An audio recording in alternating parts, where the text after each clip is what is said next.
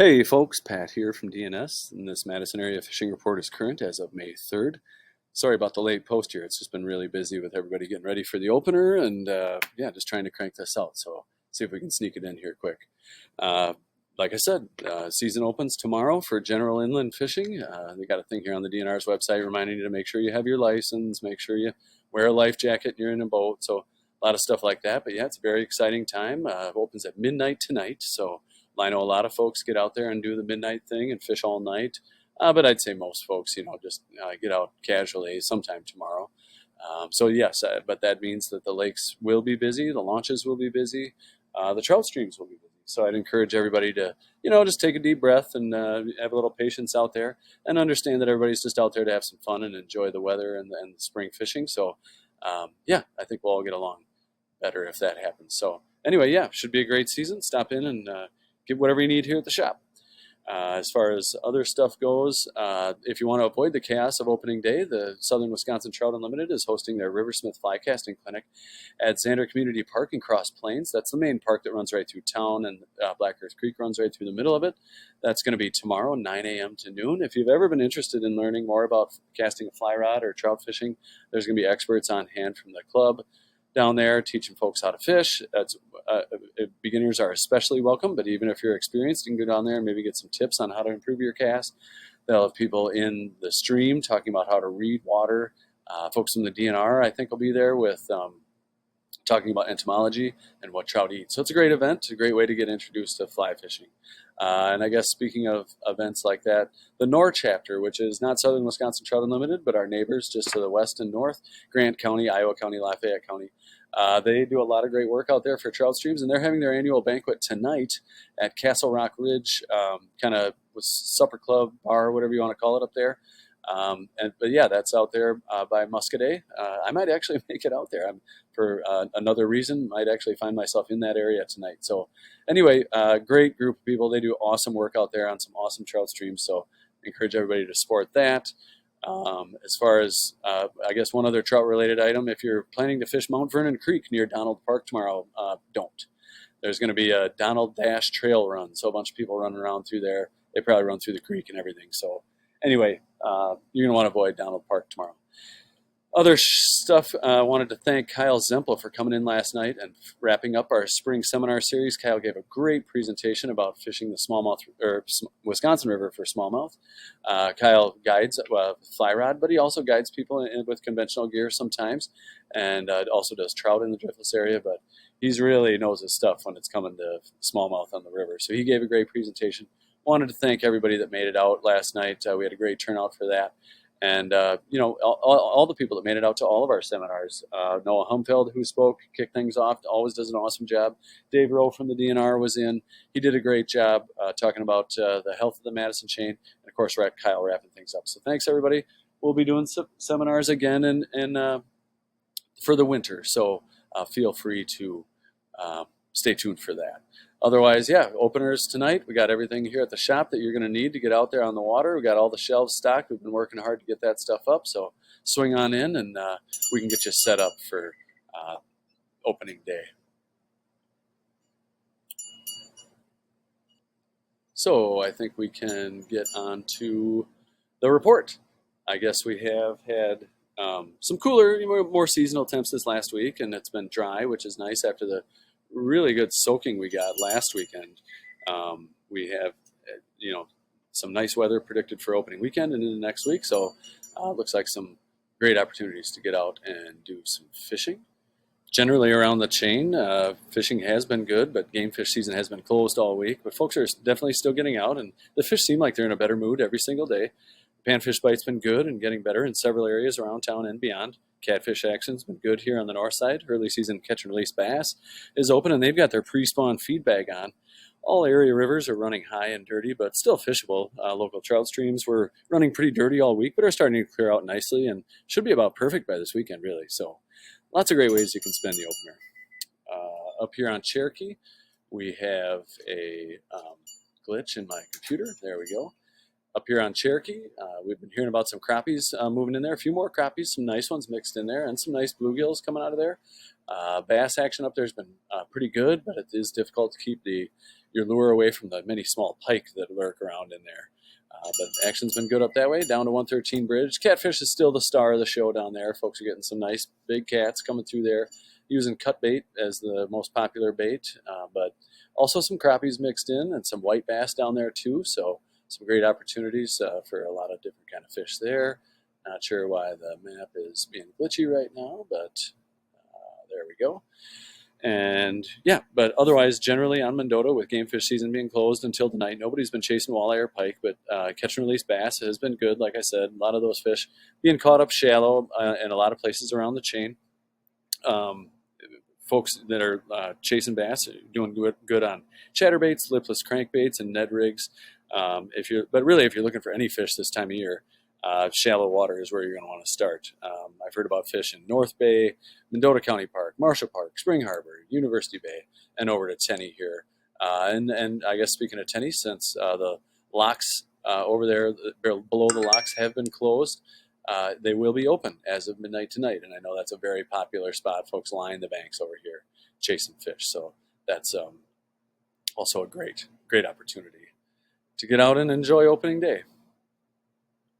And I guess moving down the Yahara River, things are pretty much the same deal down in Monona. A lot of bass being caught shallow. Of course, a lot of folks will be out, I'm sure, chasing muskies down here starting tomorrow. So that'll be exciting for a lot of folks. But otherwise, this past week, we've had a lot of good crappie action up here in the triangles, although it seems like it's maybe tapering off. But most of that action is happening at dusk and after dark. But the bluegills have also started moving there. So I've heard about some decent-sized bluegills being caught in the triangles and Monona Bay. Lake Winger, a lot of small panfish over there, but the bass fishing is great. And there's a good population of some real nice largemouth in there, so maybe get in there and enjoy that before the weeds get too thick. This area below the Winger Dam is still closed until May 15th, I think it is, where they're protecting the muskie down there. And I did hear just as recent as a couple days ago that there are still muskies hanging out below the dam. So that'll be closed until mid-month, but I believe you can still fish muskies in Lake Winger itself starting midnight tonight or tomorrow, whatever you want to do. Over on Monona Bay, or Lake Monona, I haven't heard much out of Turville or Squaw Bay, but those areas should be holding fish now or very soon. The Winnequa bite over here, I heard, has slowed some. So the bite in the channel and then up in the lagoon here had been slow. I heard there are some fish in these channels around Pirate Island here. And so, yeah, that's a good option, but that's about all I know for Monona. Down on Lattice Park, it's a great area for panfish. There's been a good bluegill bite down there, although it can be a little spotty at times. If you can get down into Mud Lake, they've been catching a lot of fish along the dredge hole, and the bass action in Upper Mud's been good. Although I did, a friend of the shop here, Ben, stopped or let me know that he was up there fishing, and it was some real dirty water and some scum floating on top. So I guess that's kind of a day-by-day thing. Down on Wabisa, I haven't heard much out of Wabisa. There should be some action up here on the north end at Lake Farm, but I haven't heard anything about it. There's been some good gill action down on the south end in the South Bay here, and then along Babcock Park and Bible Camp areas. Been getting some crappies over there. Those are also great areas that folks like to troll for walleyes. The refuge below Babcock Park is now back open. Well, as of midnight tonight, we'll be back open. So I know a lot of folks like to fish down there. Haven't heard much out of Kegonsa lately, although, the area where the Yahara dumps in up here at Fish Camp County Park, I have heard about some panfish coming out of there. So some good opportunities there. Also, walleyes along the state park, super popular spot over there. Down on the Rock River's running high right now. They actually it is coming down though, and I heard that they just removed the, no wake rule. But I haven't heard much out of Indian Ford, but Kashkonong, I know they're getting some walleyes out there as those fish move back out of the river and back out into the main lake. Trying up here in the Black Hawk Island area where the river dumps in is a good place to start. But I hear they're still getting some nice females up the river all the way up to Jefferson. In some of the deeper holes up there, Fort Atkinson, all the way up to Jefferson. And then also up at Jefferson, a good white bass bite going on up there with some nice cats mixed in. The good eater catfish bite is still continuing up at Beaver Dam. Just talked to a guy this morning, actually, who said he's been getting good catfish up there and still some crappies. So that's a thing. I haven't heard anything out of Devil's Lake. The Wisconsin River is running high right now. I checked the flows this morning. It was at 22,000 cubic feet per second, which is double maybe of what it should be about this time of year. So That doesn't mean it's unfishable. I know folks are still fishing the rivers and getting fish at the dams. Walleyes have kind of moved out. Smallies are moving in. They're getting ready to spawn, got their pre-spawn feed bag on. There's also white bass moving into all the dams. So Prairie du Sac, Castle Rock, Petenwell, Wisconsin Dells dams are all holding fish right now. On Lake Wisconsin, they've been. I haven't really heard much out of there. Some panfish in some of the shallower bays, like a lot of the other spots. But if I were looking for walleyes up here, I would search in the north end, kind of where the river dumps in here. Same deal as all other rivers. The walleyes are done spawning, and they're moving back down into their summering areas, whether it's a deep hole on the Wisconsin River itself or back down into flowages. So when I say flowages, I mean like Wisconsin, Castle Rock, Petenwell, all the way up the river. A lot of different spots. But like I said, some good action for white bass going on at the Wisconsin Dells Dam. So if you want to go up there, but the water is high, so do be careful when you're fishing out there. But like I said, haven't heard much out of Castle Rock or Petenwell. I know wind up there has been a problem for folks, and but below the dams, great white bass action. Yep, and so the yeah, below the dams is good. Sorry, I got distracted there a little bit.